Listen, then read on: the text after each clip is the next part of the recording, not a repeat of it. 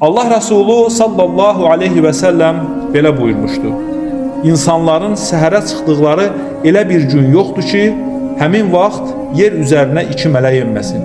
Yəni insanoğlu yuxudan ayıldığı zaman, səhərə çıxdığı zaman həmin vaxtla birlikdə yer üzərinə iki mələk iner.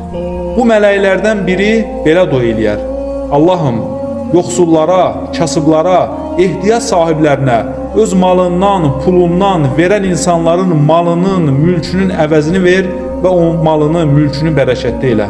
Və digər mələk də insan üçün bəddua edib belə deyər: Allahım, xəstəlik edib insanlara, yoxsullara öz pulundan, varından verməyən insanların malını, pulunu yox et, bərəkətsiz et.